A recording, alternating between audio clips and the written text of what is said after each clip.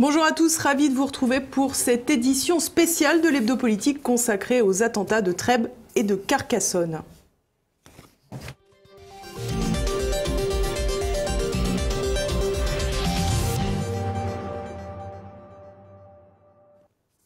Vendredi 23 mars, le terrorisme qui s'était mis en veilleuse frappe à nouveau la France. Radouane Lagdim, un naturalisé français d'origine marocaine, tue froidement un automobiliste près de Carcassonne dans l'Aude, puis pénètre dans un supermarché à Trèbes. Il y abat 2 personnes et garde en otage une femme.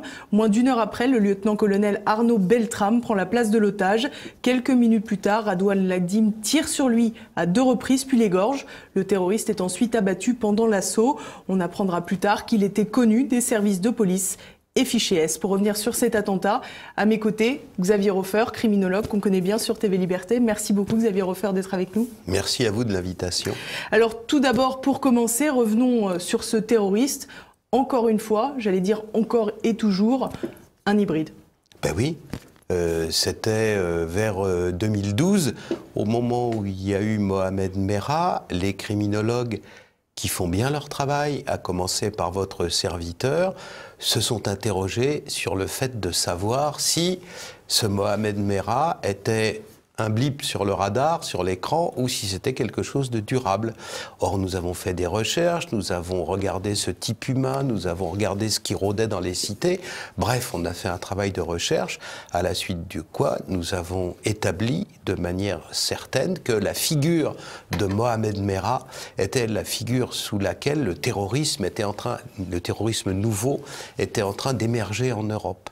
Que, auparavant, lors des attentats du groupe islamique armé, il y avait eu Ahmed Kelkal dans la région lyonnaise, mais c'était une hirondelle, mais cette hirondelle-là n'avait pas fait le printemps. Vous voyez, il n'y avait pas eu de séquelles. C'était, tiens, bizarre, un voyou des cités qui se mêle d'affaires, etc. Alors, à l'époque, dans les années 90-95, vous savez, au moment où il y avait eu les attentats du GIA, j'avais eu l'occasion de rencontrer le seul grand dissident défecteur du groupe islamique armé. D'ordinaire, ils s'exterminaient les uns les autres, donc il n'y avait pas de survivants, mais là, cet homme, qui s'appelait Sidalit, son prénom, il est peut-être encore vivant, donc je ne donnerai pas son nom de famille. J'avais passé des journées entières avec lui. Lui avait été un Afghan. Il avait passé des années en Afghanistan. Il avait été revenu. Il avait les yeux tatoués, vous savez, très effrayant. Un guerrier, un vrai. Après ça, quand le Front islamique du salut algérien était légal, il avait été le chef du service d'ordre du Front islamique du salut pour la région d'Alger. Vous vous souvenez peut-être à l'époque d'avoir vu les vidéos où il y avait ces centaines de milliers d'hommes en blanc avec le doigt dirigé vers le ciel. Ben, c'est lui qui organisait tout ça. Et à la fin, quand il y a eu la dissolution, que le fils était en passe de gagner les élections, que le régime algérien, merci Seigneur, a dissous tout ça et les a envoyés en tôle. Certains sont passés entre les mailles du filet, et le Sidali en question a rejoint les plus durs qui, après ça, ont formé le groupe islamique armé. Alors, il m'avait parlé du Kelkal. Il m'avait parlé des individus qu'ils avaient recrutés en France, mais il n'avait que mépris pour eux. Il disait, ce ne sont pas des bons musulmans. Ce sont des gens, il m'a dit, une fois horrifiés, qu'il en avait surpris d'eux qui s'étaient cachés dans les toilettes pour fumer pendant le ramadan. Alors ça ne se fait pas du tout, quoi. Donc c'était des gens en qui il n'avait aucune espèce de confiance, et il avait dit, Kelkal, il est fou, essayer de faire un maquis dans la région lyonnaise, mais c'est une histoire qui n'a pas de sens. Et donc ils avaient laissé tomber ce genre de recrutement-là, le recrutement d'éléments permanents et durables destinés à faire un peu l'équivalent islamiste de la Fédération de France du FLN, c'est-à-dire des gens clandestins faisant des attentats, mais durables qu'on garde. Alors depuis, ils s'étaient rabattus, les islamistes, ceux-là ou d'autres, parce que le GIA était pour l'essentiel exterminé. Et là aussi, c'est une bonne chose. C'était des fous. Par la suite, d'autres sont apparus. Alors, Bin Laden, Al-Qaïda, l'État islamique, tout ce que vous voulez. Mais, en gros, l'expérience de ces tentatives de recrutement leur est restée. Et maintenant, l'expression n'est pas très jolie, mais ce qu'ils recrutent, c'est plutôt des Kleenex, quoi. On s'en sert une fois et puis on les jette. Donc des gens... À plus forte raison quand on les envoie en kamikaze en plus. Ben, évidemment, évidemment. Alors c'est le double avantage. D'abord, ils peuvent pas, après ça, trahir, revenir sur leurs paroles, être dans cette espèce de confusion mentale qui les amène, avant d'accomplir leur acte, à être un soir à la mosquée et l'autre soir en boîte de nuit, quoi, comme les Abdeslam ou comme Mohamed Merah, justement. Mais on s'en sert une fois, après ça, ils sacrifient leur vie, et donc ce sont de très beaux sujets pour la propagande de ceux qui les ont incités à passer à l'acte. Alors c'est ça, la nouvelle génération qui apparaît effectivement à partir de 2012, du printemps 2012, à partir de Mohamed Merah, et depuis lors, on n'a plus que ça. Des voyous réislamisés constamment. Alors pour autant, même s'ils sont très difficiles à identifier, puisque vous l'expliquez, finalement, c'est pas des convictions très profondes, c'est une radicalisation éclair et qui ne repose pas forcément sur de la théologie, bien au contraire, puisque parfois ils la comprennent même pas. Comment les services de renseignement peuvent-ils d'abord percevoir les profils et puis surtout les suivre efficacement? Parce que là, on a encore vu que pour le cas de Carcassonne, le Radouane Lagdim était suivi, était fiché S, et pour autant il est passé entre les mailles du filet, il a pu commettre ses attentats. Alors, on va essayer de rendre les choses simples, mais c'est un peu plus compliqué que ça. Pendant tout le quinquennat Hollande, le renseignement intérieur était aux mains d'une équipe qui refusait, mais énergiquement, d'admettre qu'il y ait des hybrides. Pour eux, c'était des sottises. Ils chassaient les grands seigneurs du salafisme, ils chassaient des Bin Laden, des Zawahiri, des gens comme ça, et ils disaient avec infiniment de mépris, nous on fait pas les racailles.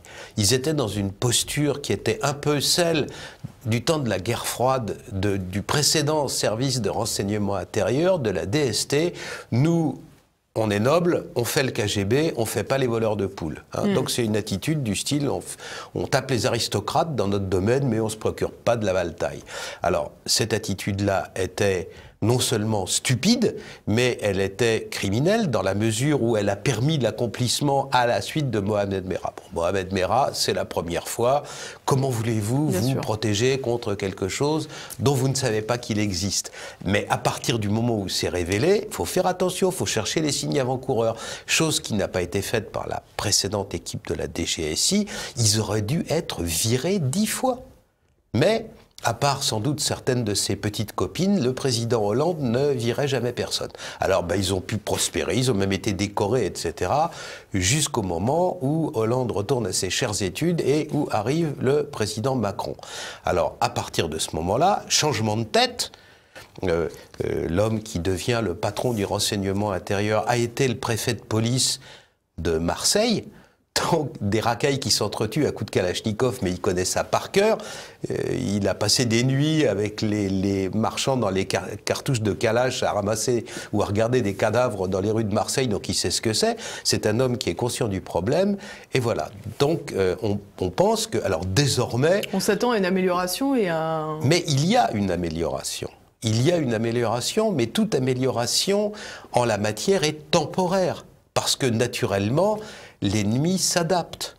Il est évident qu'à partir du moment où vous avez un permis de chasse et où la chasse est ouverte de 8h du matin à 8h du soir, eh ben, au bout d'un moment, les oiseaux et les lapins et les petits chevreuils, ils sortent la nuit, ils sortent plus le jour. Ils ont compris, ils ne sont pas idiots. Tout le système des mammifères, les êtres humains sont des mammifères, n'est-ce pas, comme les autres. Et adaptation, Darwin, survival of the fittest, seuls les plus adaptés, les mieux adaptés survivent. L'oiseau qui est suffisamment niais pour aller se promener devant les fusils des chasseurs à 9h moins le quart le matin, il dure pas longtemps, et donc survivent ceux qui s'adaptent. Alors, vous créez un nouveau système, vous créez une coordination, et vous créez la coordination de façon à ce que les systèmes antiterroristes qui sont très divers, il y en a dans le domaine financier, il y en a dans le domaine policier, il y en a dans le domaine du renseignement intérieur, du renseignement extérieur, que tout ça coordonne. Si vous voulez, on va utiliser une image sportive. L'antiterrorisme, c'est un petit peu comme le rugby. Il ne faut pas laisser tomber la balle, quoi. Il faut la passer vite et ne pas la laisser tomber entre-temps. Ça marche mieux. Ça marche mieux quelques mois. Mais après ça, on en arrive à la seconde difficulté. La seconde difficulté, c'est qu'une fois qu'on a pris conscience du fait qu'il fallait plutôt s'attaquer aux hybrides qu'au reste de la population, il y a un problème, c'est que les fameux hybrides en question, ils sont quand même en France quelques milliers. On va faire l'entonnoir, si vous voulez. D'abord, il y a tous ceux dont on dit qu'ils sont radicalisés. Ils pensent que Abou Bakr al-Baghdadi c'est la solution et que la planète serait vachement plus sympathique si l'État islamique était en charge de tout ça. Et donc ça représente, allez, 15-20 000 personnes en France, on ne sait pas trop, parce qu'en plus ça change. Ce que les gens ont dans la tête, c'est variable. Ensuite de ça, il y a ceux qui pensent que pour imposer la domination sur rassembler tous les musulmans en un seul califat, etc. Bon, qu'il faut combattre pour ça. C'est quelques milliers. Il y en a beaucoup qui sont, comment dire, platoniques, quoi. Ils pensent que ça serait bien s'il y avait Baghdadi, mais ils font rien pour. Ils se contentent de dire « Ah, ça serait sympa », et puis voilà. Puis alors, il y a ceux qui pensent qu'il faut se battre, et puis il y en a des qui pensent qu'il faut combattre ici, sur la terre des infidèles, et après ça, parmi ceux qui pensent ça, on en est à quelques centaines, il y a ceux qui peuvent passer à l'acte le lendemain matin, ceux qu'on appelle les bombes humaines. Alors, la difficulté à l'heure actuelle, c'est que c'est bien d'avoir une coordination. Il faut qu'elle arrive à imposer à toutes ces satellites, à toute la troupe, les critères permettant de distinguer les quelques dizaines pour la France, peut-être 20, 30, 40, pas plus, de bombes humaines au milieu de plusieurs centaines de radicalisés militants. Voilà, le sujet, il est là. C'est tout simple. C'est comme de dire, le sida, eh ben, il faut un vaccin. Oui, mais créer le vaccin contre le sida, c'est-à-dire contre un virus mutant, c'est pas si simple que ça. Donc le problème de l'antiterrorisme, on le connaît. C'est simple, il suffit de distinguer les bombes humaines, puis les mettre en état de nuire au milieu des radicalisés, plus ou moins actifs, si vous voulez, et puis on a gagné. Mais c'est ça qui est difficile, et c'est ça qui à l'heure actuelle pêche. Et c'est du fait de cette difficulté à identifier parmi les radicalisés une bombe humaine que M. Anwar al-Agdim a pu passer à l'acte. Alors justement, comme à chaque attentat, je devrais dire, on a de nouveau le débat autour des fichiers S qui ressurgit, puisque l'Agdim était fichier S. Alors les politiques, surtout la droite, ont évidemment redoublé de propositions. Je vous propose qu'on les écoute, et puis ensuite vous allez nous dire ce que vous en pensez.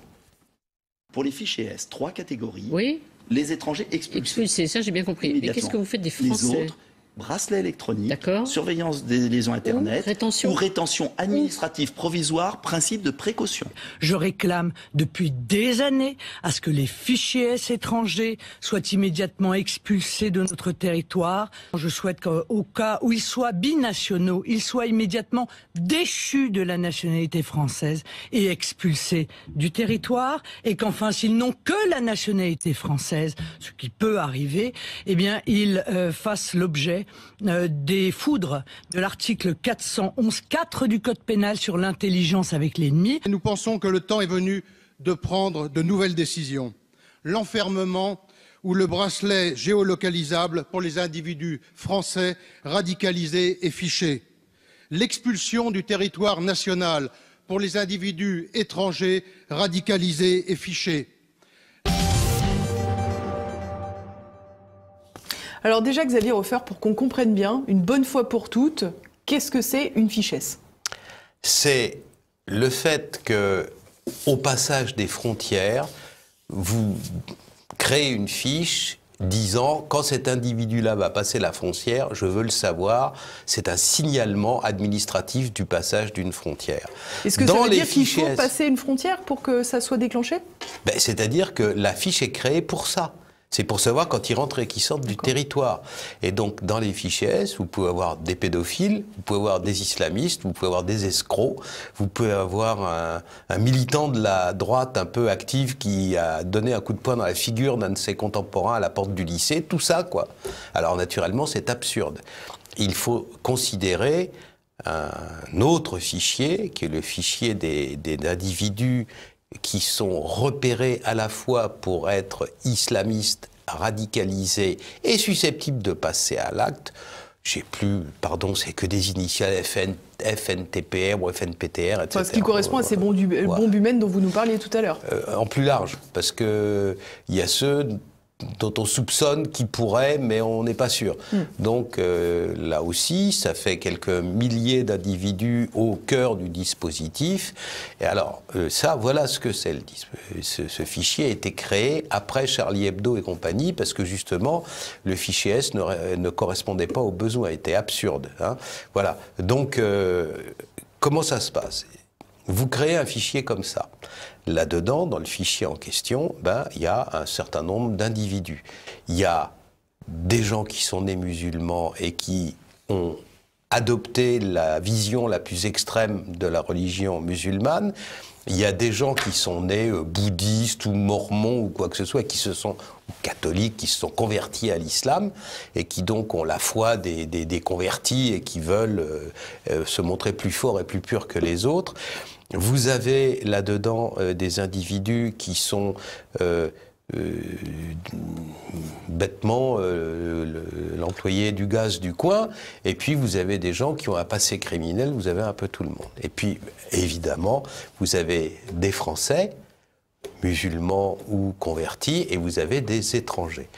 Alors, évidemment, toute la droite demande ça, et ça tombe sous le sens. Ceux qui sont, je ne sais pas, maliens ou marocains ou quoi, il faudrait les virer d'urgence. Pourquoi on les nourrit ici ? Pourquoi ils encombrent les prisons ? Tout le monde pleure en disant que les prisons sont remplies. Il y en a qui sont libres et ils n'ont rien à faire sur le territoire, d'autant plus que plus souvent qu'à leur tour, ils touchent des prestations sociales. Et puis deuxièmement, ceux qui sont en prison, ils encombrent nos pauvres prisons qui déjà sont trop pleines. Dehors, ça tombe sous le sens. Alors ça... c'est la première chose. Donc ça, c'est pragmatique, on allait dire. Oui. Deuxièmement, attention à une chose. J'ai entendu dire qu'il fallait créer une catégorie spéciale qui serait sous une surveillance spéciale et qui sont les salafistes. C'est absurde. Ceux qui disent ça ne savent pas ce que c'est que l'islam salafiste. Sur 10 salafistes, il y en a 7 qui sont absolument paisibles et doux comme des agneaux. Ils font à leurs filles et à leurs épouses, leur réserve un traitement qui est odieux, ils les transforment en paquets de chiffons, etc. Et naturellement, en tant que citoyen, c'est un petit peu difficile à supporter. En tant que criminologue, je n'ai rien à leur reprocher. Donc, il y a par exemple au Koweït, au Parlement du Koweït, il y a un groupe parlementaire salafiste, où ils ont des députés réélus depuis des lustres, ils n'ont jamais piqué une épingle ou donné une claque à quelqu'un depuis 30 ou 40 ans. Salafiste signifie pas terroriste. Donc attention à ces catégories un peu absurdes, parce que naturellement, si vous avez 3 qui sont dangereux sur 10, vous perdez de la substance, du temps, de l'argent, de la compétence et des hommes à surveiller des types qui certes se conduisent pas d'une manière sympa avec leur épouse ou leur petite dernière, mais qui font rien de mal. Voilà.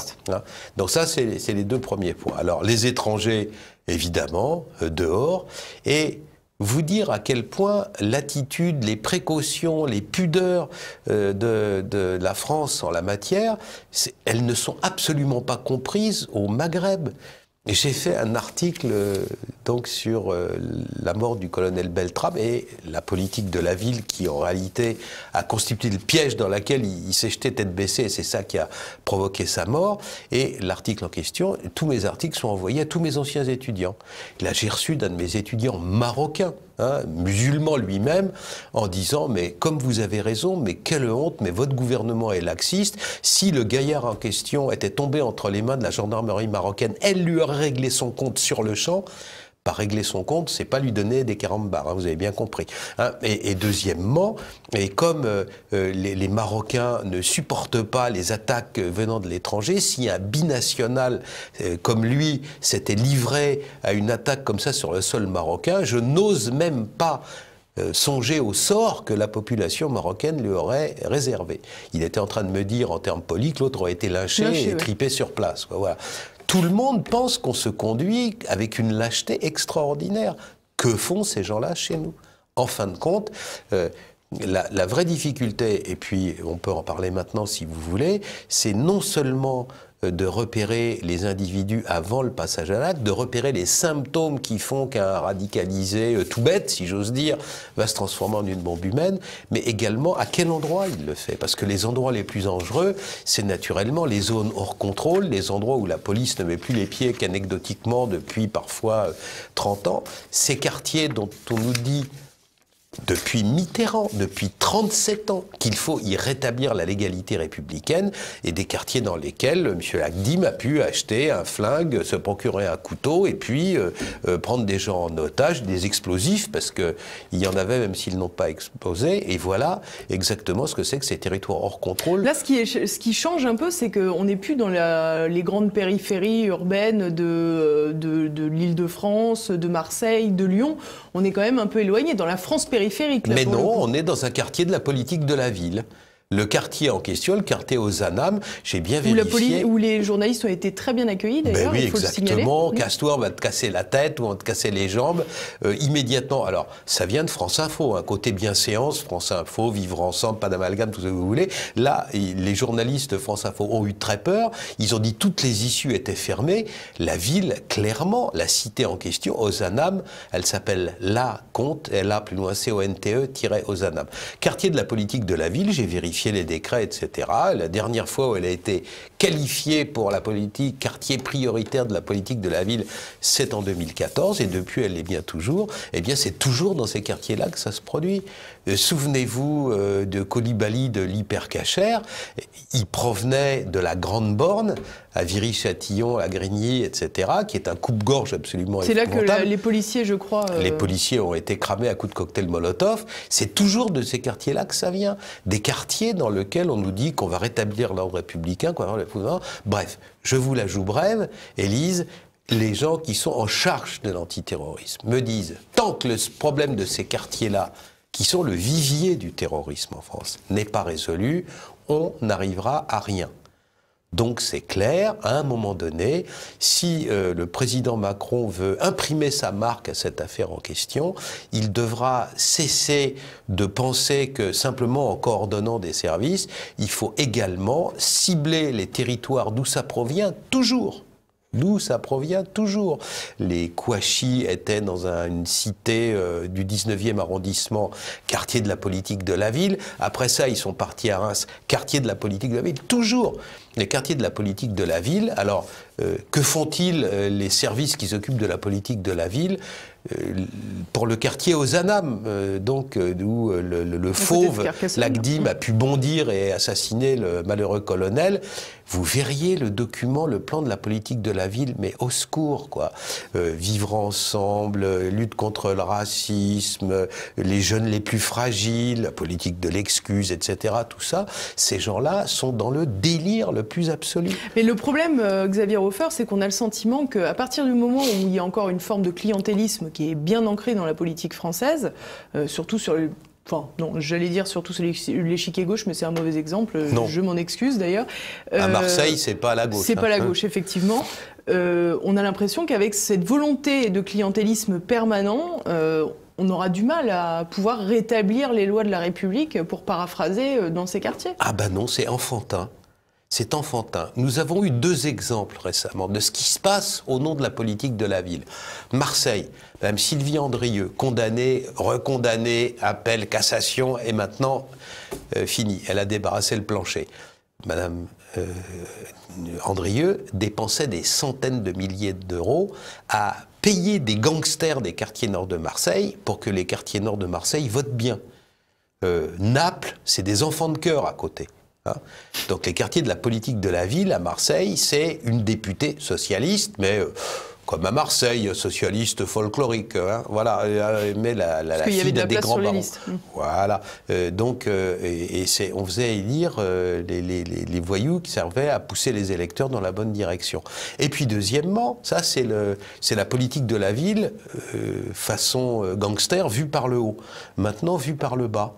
Vous vous souvenez du gentil Théo ? Eh bien, à l'occasion des malheurs qui lui sont arrivés, sur laquelle la justice ne s'est pas encore prononcée, donc on se gardera bien, hein, mais il a des frères, ce garçon-là. Eh bien, les frères, Ils avaient créé toute une série d'associations ou d'entreprises et ils pompaient l'argent de la politique de la ville par centaines de milliers d'euros. Une seule association qui s'appelait Olney Events. Pour faire jeune, il faut que ce soit en anglais, bien sûr. Et donc, on va... Langue qui maîtrise très bien, d'ailleurs, dans les cités, c'est connu. Exactement, comme toutes les autres. Hein. Donc, cet Olney Events, c'était pour sortir les jeunes de la violence, recyclage par le football. Mais l'employé de la politique de la ville, on lui dit ça... Il est transporté au 7e siècle. Il lui avait donné au frère du gentil Théo 758 000 euros sans aucune vérification. Et vous savez où sont passés les euros en question? Allez, essayez de deviner, Élise. Dans la poche du gentil Théo et de ses frères. Ils ont pris tout le pognon pour eux, ils ont tout claqué. Ils n'ont pas fait de football alors? Du tout, ils n'ont rien fait du tout. Mais ils se sont offerts des belles voitures, hein. C'est mieux que le football, c'est moins fatigant. Hein. Donc voilà où nous en sommes, c'est ça la politique de la ville. Alors c'est simple, pour essayer de remettre les choses dans le bon sens, il faut et il suffit ce que la Cour des comptes... La Cour des comptes fait, c'est des austères magistrats, ils ont des calculettes, ils ne se laissent pas raconter de calembredaine. Ce que la Cour des comptes demande depuis 2002. Nous sommes en 2018. La Cour des comptes, qui ne fait pas dans l'emphase et qui ne fait pas dans l'hyperbole, a qualifié la politique de la ville de machine sans compteur. Là, pas tous les jours que c'est une expression violente pour la Cour des comptes, machine sans compteur. Hein. Eh bien, il suffit de faire un audit généralisé.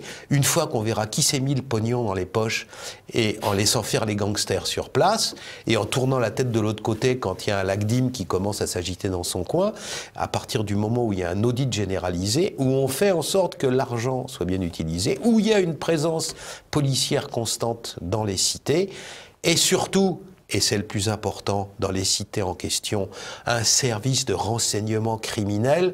Comme ce sont des racailles hybrides, ils sont fragiles par le côté terroriste, mais ils sont aussi fragiles par le côté voyou. On ne fait rien dans ce domaine-là, on ne sait rien.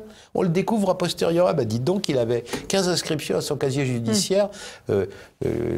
Mohamed Merah, c'était une vingtaine, dont la moitié pour braquage quand même. Hein, voilà, c'est pas des voleurs de 40 bars. Donc voilà la solution, c'est un service de renseignement criminel, et puis dès qu'il voit un phénomène d'hybridation, eh ben il transmet. Mais pour faire un service de renseignement criminel, il faut être dans les cités en question. Donc le champ de travail prioritaire, ça sert à rien qu'ils gaspillent leurs moyens dans le 16e arrondissement ou à Cricbeuf-le-Petit. Il faut être dans les quartiers de la politique de la ville. Il y en a un millier. Repérer les radicalisés là-dedans à partir de l'analyse des hybrides. C'est ça la solution. Tout le monde le sait au sommet. La présidence Macron acceptera-t-elle de s'engager dans cette voie ? La suite au prochain épisode. Voilà. Alors on va fermer ce volet politique de la ville, on va ouvrir le dernier, Xavier Hofer, avec un sujet qui occupe encore une fois beaucoup l'espace médiatique, c'est celui des revenants, ces fameux djihadistes partis en Syrie ou en Irak pour combattre aux côtés de l'État islamique et qui souhaiteraient visiblement revenir. Dedans il y a des enfants, des femmes, pas uniquement des terroristes hommes. Ce que je vous propose avant d'en parler, c'est d'écouter Christophe Castaner, qui est le délégué général, donc le patron d'En Marche, également secrétaire d'État aux relations avec le Parlement. Vous voyez, certains font de la politique et disent il faut leur interdire de revenir. Qu'est-ce qu'ils vont faire? Notamment les mères isolées avec des enfants. Elles vont revenir quand même. Et donc je crois qu'il vaut mieux les suivre, les accueillir, les emprisonner chaque fois que des actes délictuels ou criminels ont été commis pour faire en sorte qu'on puisse identifier justement le risque. Alors, qu'est-ce que vous préconisez pour ces gens-là, qui représentent en gros 200, 300 individus, pas plus, en tout ? Je suis encore sous le coup de l'émotion, là. Vous vous rendez compte de ce qu'il a dit, M. Castaner ? Elles vont rentrer quand même. Donc, ça, où est l'autorité de l'État ? Ah bon, on leur a dit de rester là-bas. Ah ben, dites donc, ils n'ont pas voulu, ils sont pas gentils quand même. On leur dit un truc et ils le font pas. C'est ça, un État avec son autorité. Alors, je le répète à chaque fois, mais c'est crucial et primordial. À la place où il est, M. Castaner devrait savoir une chose. C'est pourquoi a été créée cette forme politique qui s'appelle l'État-nation. Elle n'a pas été créée pour fixer les salaires des infirmières de nuit ou alors le jour de l'ouverture des soldes, comme le pense trop souvent le gouvernement de la Ve République, il a été créé pour faire en sorte que, la formule est de Raymond Aron, l'État-nation soit respecté à l'extérieur, en paix à l'intérieur. C'est ça l'objet de la mission de M. Castaner et consorts. Ils sont pas là pour s'occuper, je vous dis, de fixer le jour d'ouverture des soldes, ils sont là pour faire en sorte que, quand l'État dit « Monsieur machin ne rentre pas », eh bien, il ne rentre pas. Et donc, le fait de démissionner tout de suite en disant « Ah, ben, on leur avait dit qu'ils ne rentrent pas, vous savez quoi, ils vont rentrer quand même. » ben, en même temps, c'est peut-être aussi réaliste. Quand on voit les vagues migratoires qui sont totalement incontrôlables, quand on voit c'est pas vrai, mais c'est totalement faux. En tous les cas, qui ne sont pas contrôlées, ça c'est vrai. Le renseignement, mais elles sont très bien contrôlées, elles sont très bien même sous la loupe. Vous avez en France un service de renseignement qui s'appelle la Direction du renseignement militaire. La Direction du renseignement militaire sur ses satellites voit les camions se charger de migrants au fin fond du Mali. Elle les suit jusque sur les plages. À tout instant, on peut l'interdire. Vous savez qu'entre les deux, il y a le désert. Qu'est-ce qui arrive quand on est dans le désert et qu'on n'a pas d'eau et qu'on n'a pas de fioul ? Eh ben on meurt. Il suffit de bombarder les dépôts de flotte et les dépôts de pétrole et les trafics internationaux de migrants s'arrêtent tout de suite. Oui, mais non, ils sont pas assez bêtes pour aller dans des endroits où ils savent que les dépôts qui leur permettront de survivre n'existent plus. On vit dans un monde où il y a des téléphones cellulaires, des téléphones par satellite, etc. Ils sont pas coupés du monde, ils le savent. Hein, donc ça, d'abord, c'est pas vrai. On aurait voulu arrêter la vague d'1 million de personnes. On aurait pu tout de suite le faire. Et c'est délibérément que les sbires de Bruxelles là, sont restés les bras ballants à se dire « Ah mon Dieu, bah, ils arrivent, etc. » On le savait depuis le départ. La France le sait depuis le départ et je sais qu'elle a prévenu Bruxelles. Ça, c'est une certitude. L'arrivée des migrants, ça n'a pas été une surprise. Il n'y a pas « Ah bah zut, ils sont 1 million, ils frappent à la porte, qu'est-ce qu'on fait ?» On le savait depuis le début. Alors ça, d'une part, c'est faux. Et si on en revient à ces revenants potentiels de Daesh ? De deux choses l'une. D'un côté, ceux qui sont dangereux, ici et maintenant, c'est-à-dire les combattants qui, ayant perdu là-bas, rentrent en France ou en Europe et plein de haine veulent continuer à faire ce qu'ils faisaient sous une autre forme en Syrie ou en Irak, c'est très très peu de monde. Je crois que depuis le début de l'année 2018, c'est-à-dire que nous sommes là à la fin du mois de mars, il y en a 9 ou quelque chose comme ça. Hein. Et deuxièmement, les femmes, les enfants, ceux qui ont été ballottés à droite et à gauche. Alors là, c'est une question de suivi psychologique. Y a-t-il dans la psychologie, beaucoup des femmes ont été horrifiées, traumatisées parce qu'elles ont, ce dont là-bas dont elles ont été les témoins, qui étaient abominables. Des gens des forces spéciales qui étaient là-bas sur le terrain parlent de sauvagerie préhistorique. Des enfants éclatés en les jetant contre les murs, des femmes enceintes et éventrées, des gens jetés du haut des immeubles. L'État islamique, il s'est vraiment fait plaisir là-bas. Hein. Ils s'en sont donnés à cœur joie. Alors, beaucoup de gens qui ont été là-bas sont traumatisés. Il y a même des hommes, des femmes et des enfants assez mûrs pour être conscients, qui auront des cauchemars, si ça se trouve, pour le restant de leur vie. C'était affreux. Alors, ceux-là, il faut les accompagner, et puis les ils vont revenir malades, quoi, finalement. Oui, traumatisés. Et durablement. C'est des images qui vont rester dans leur cerveau. On n'assiste pas à ce genre de choses impunément. Une fois, j'ai vu sur un écran qu'on m'avait montré un mail d'un des combattants de l'État islamique à sa petite copine qui était en France. Alors il lui dit qu'il l'aime, qu'il a envie de l'épouser devant Dieu, mais qu'il est obligé de rester sur place parce que sa mission n'est pas finie. Et enfin il lui dit « mais je sais que ça te ferait plaisir d'avoir un souvenir de moi ». Et là le mail monte et on voit la photo du type avec une tête décapitée dans chaque main et le sang qui est encore en train de couler, quoi. Ce sont des fous furieux. Voilà. Donc vous me demandez mon sentiment. On ne peut pas imaginer que ces gens reviennent, au-delà du fait qu'ils soient malades, traumatisés à vie, on ne peut pas imaginer qu'ils ne soient pas non plus potentiellement dangereux. Il y a les traumatisés et il y a les tueurs fous. Les tueurs fous... Les deux qui ne sont pas incompatibles, je suppose. Non, parce que c'est le problème de la poule et de l'œuf. Était-il d'abord déjà préalablement traumatisé avant de devenir victime puis bourreau? Enfin, on connaît ça en psychologie depuis bien longtemps. C'est pas ça le problème. Le problème, c'est que je crois que les plus brutaux, les plus violents, les plus sauvages, finalement, mon petit doigt... on ne peut pas aller très loin dans cette direction-là, mais mon petit doigt me dit qu'il n'y en a pas beaucoup qui vont rentrer. Qu'il est possible que sur place, des dispositifs existent qui permettent de faire en sorte qu'ils restent très longtemps sur place, hein, et morts. Donc c'est pratiquement acquis. Le président Hollande a été un peu indiscret en commençant... Dans son livre avec les 2 journalistes. Et puis d'autres ont commencé, et puis dans un autre domaine où on ne révèle rien, on s'est rendu compte, enfin, qu'à l'été précédent, un soldat français d'un régiment d'élite avait été tué dans la zone, etc. Peut-être qu'il n'y était pas venu uniquement pour distribuer des carambars, quoi. Mais voilà, donc beaucoup des plus dangereux ne rentreront pas, c'est acquis. Et puis, s'ils ne tombent pas sur les nôtres, il y a des Britanniques ou des gens de Poutine là-bas qui sont sur place et qui se livrent à la noble tâche que dans le temps, quand il y avait la France-Afrique, on appelait nourrir les crocodiles. Hein, voilà, donc ils nourrissent les crocodiles. Au lieu de parler des crocodiles, après, je vous propose de regarder, on a posé la question de savoir justement aux Français, de savoir s'ils voulaient les voir revenir ou au contraire si ça les effrayait. Et ils nous ont répondu assez franchement. Je trouve que c'est très dangereux pour tout le monde a la peur et tout. Est-ce qu'on peut les réintégrer à la vie civile? Ah, ça, on peut essayer. Par quels moyens? Ah, ça, je sais pas. D'instinct, moi je dirais qu'il ne faudrait pas qu'ils rentrent, parce qu'ils sont potentiellement dangereux. L'expérience montre qu'ils sont très difficiles à réintégrer dans notre société. Pour quelqu'un qui a choisi de faire ça, non. Il faudrait essayer de les récupérer, mais c'est plus difficile à faire qu'à dire. Moi je suis d'accord pour les accueillir, tout ça, mais sauf qu'il ne faut pas non plus qu'il y ait des attentats partout, n'importe où pour rien. Il faudrait les rapatrier, c'est tout, il faut les ramener chez nous, voilà, c'est tout. Est-ce que ce serait, selon vous, un risque supplémentaire pour la France, vu les attentats? Je crois pas, le risque il est déjà bien installé, donc qu'on en ait un peu plus ou un peu moins, ça serait exactement la même chose. S'ils arrivent de façon totalement clandestine, tout ça, ça peut être incontrôlable, mais s'ils peuvent être cadrés, surveillés...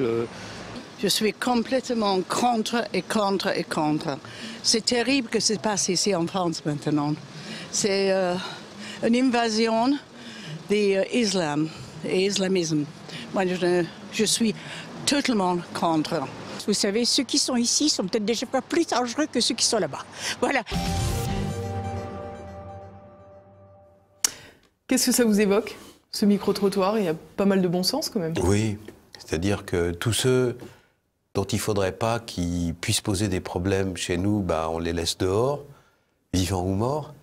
Et puis les femmes, les enfants, c'est souvent, pardonnez-moi, mais il faut dire les choses clairement, c'est des idiotes qui sont tombées amoureuses d'un truc qu'elles concevaient mal, etc.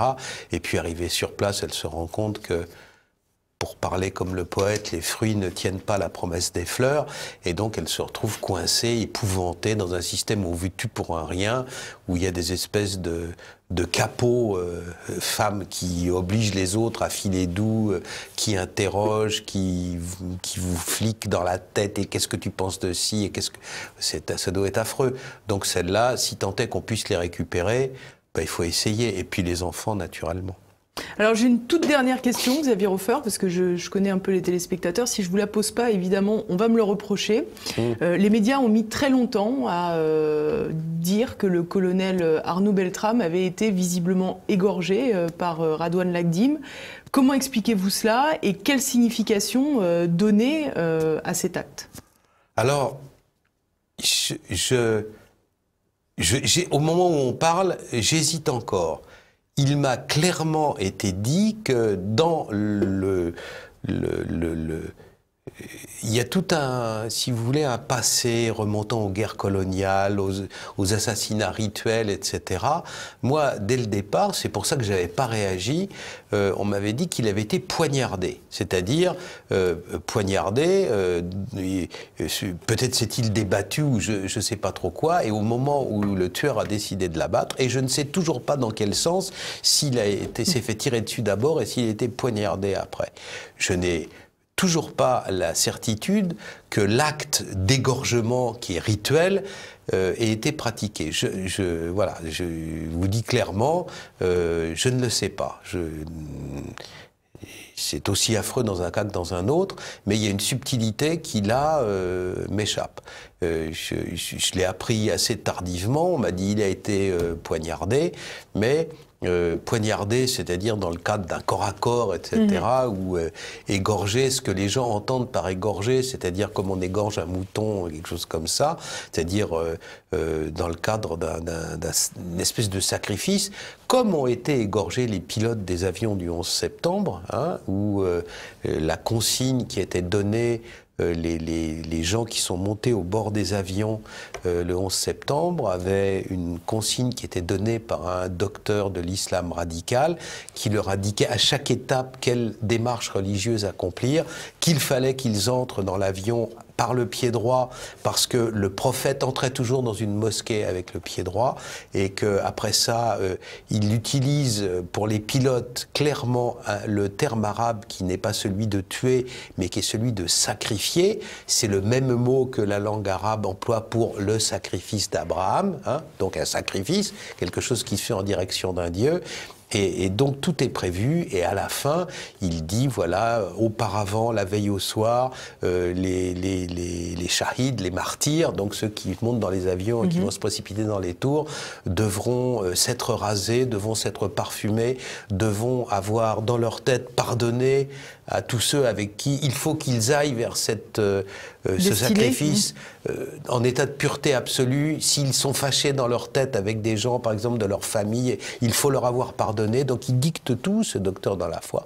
Et la phrase à la fin qui est terrible, et quand l'objectif sera devant vous, que vos derniers mots soient Dieu est le plus grand, Allahu Akbar, et après ça, rendez-vous au plus haut du paradis. Voilà, c'est ça, tout était dicté.